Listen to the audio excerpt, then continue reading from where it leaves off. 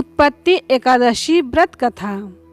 उत्पत्ति एकादशी व्रत हेमंत ऋतु में मार्गशीर्ष मास के कृष्ण पक्ष गुजरात एवं महाराष्ट्र के अनुसार कार्तिक मास को करना चाहिए। इसकी कथा इस प्रकार है।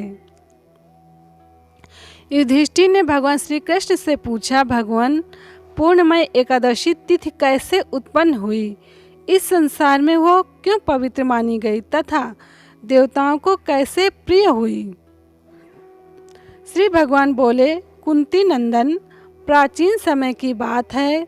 सतयुग में मूर नामक दानव रहता था। वो बड़ा ही अद्भुत, अत्यंत रौद्र तथा संपूर्ण देवताओं के लिए भयंकर था।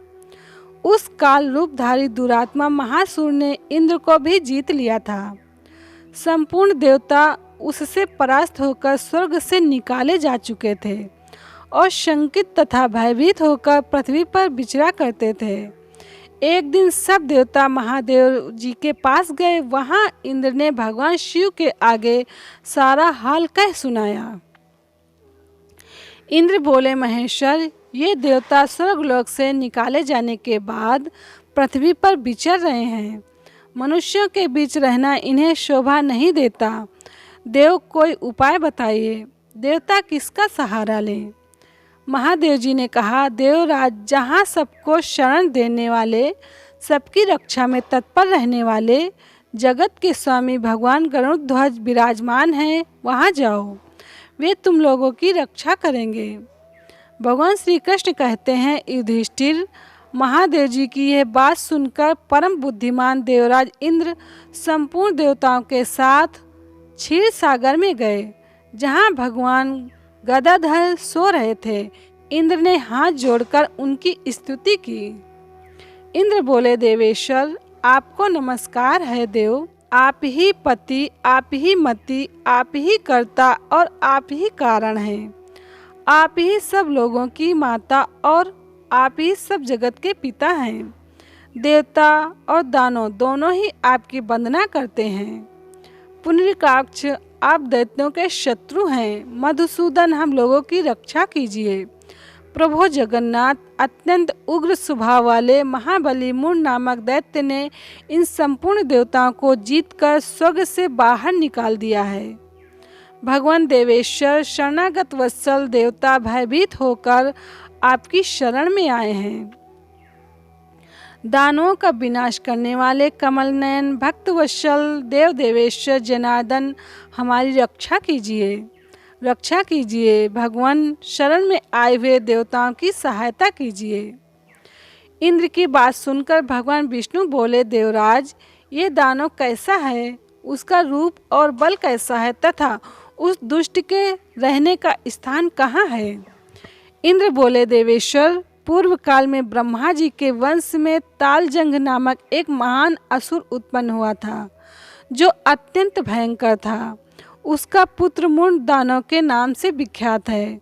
वह भी अत्यंत उत्कृष्ट, महापराक्रमी और देवताओं के लिए भयंकर है।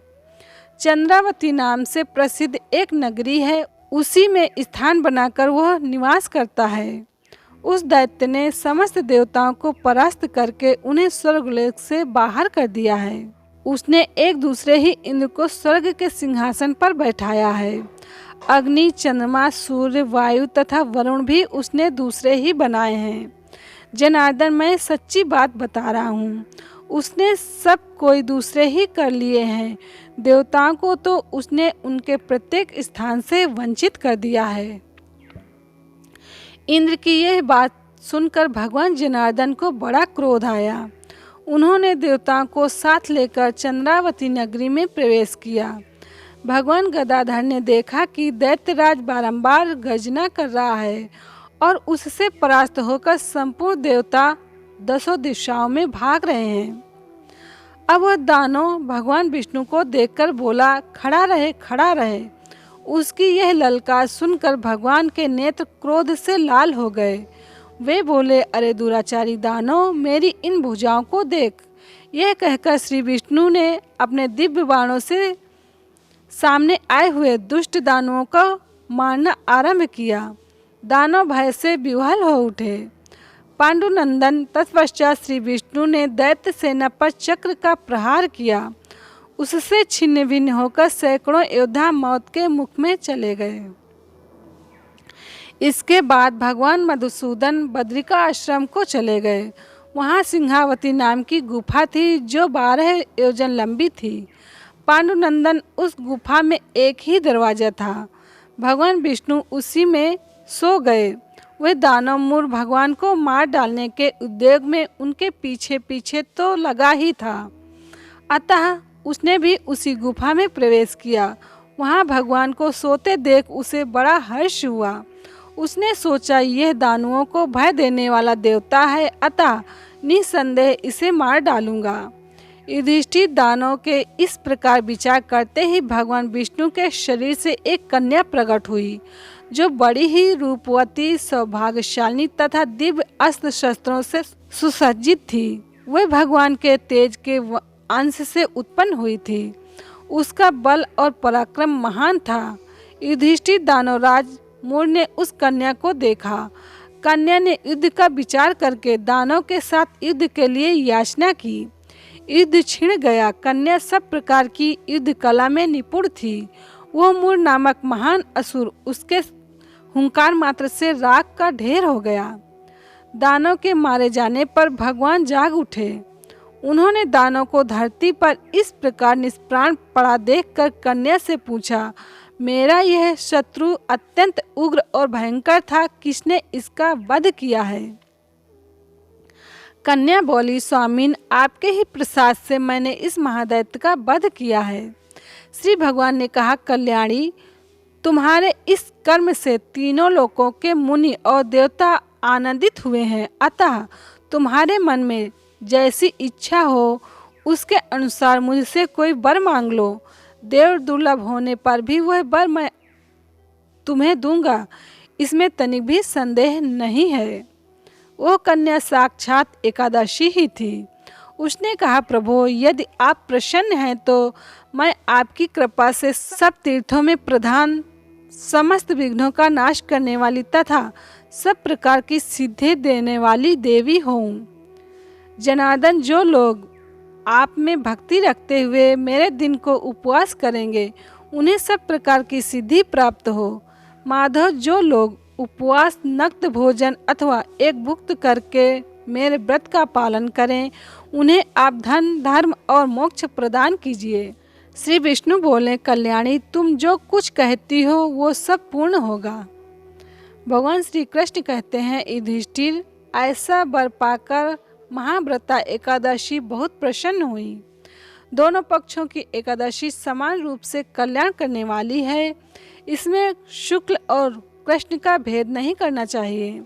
यदि उदय काल में थोड़ी सी एकादशी, मध्य में पूरी द्वादशी और अंत में किंचित त्रयोदशी हो तो वह त्रिस्पर्शा एकादशी कहलाती है। वो भगवान को बहुत ही प्रिय है। यदि एक त्रिस्पर्शा एकादशी को उपवास कर लिया जाए तो 1000 एकादशी व्रतों का फल प्राप्त होता है तथा इसी प्रकार द्वादशी में पालन करने पर 1000 गुना फल माना गया है। अष्टमी, एकादशी, षष्ठी, तृतीय और चतुर्दशी ये यदि पूर्व तिथि से भिन्न हो तो उनमें व्रत नहीं करना चाहिए। परिवर्तनी तिथि से युक्त होने पर ही इनमें उपवास का विधान है। पहले दिन में और रात में भी एकादशी हो तथा दूसरे दिन केवल प्रातःकाल एक दंड एकादशी रहे तो पहली तिथि का परित्याग करके दूसरे दिन की द्वादशी युक्त एकादशी को ही उपवास करना चाहिए। यह विधि मैंने दोनों पक्षों की एकादशी के लिए बताई है। जो मनुष्य एकादशी को उपवास करता है वो बैकुंठ धाम में जाता है जहाँ साक्षात भगवान गरुड़ध्वज विराजमान रहते हैं। जो मानव हर समय एकादशी के महात्म्य का पाठ करता है उसे 1000 गोदान के पुण्य का फल प्राप्त होता है।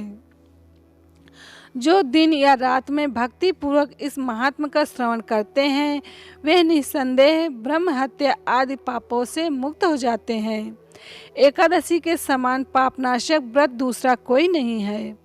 वैदिक पंचांग तो अब यहीं पे मैं अपनी वाणी को विराम दूंगी। कल फिर मिलेंगे वैदिक पंचांग को लेकर, जिसमें होंगी महत्वपूर्ण जानकारी। तब तक के लिए नमस्कार।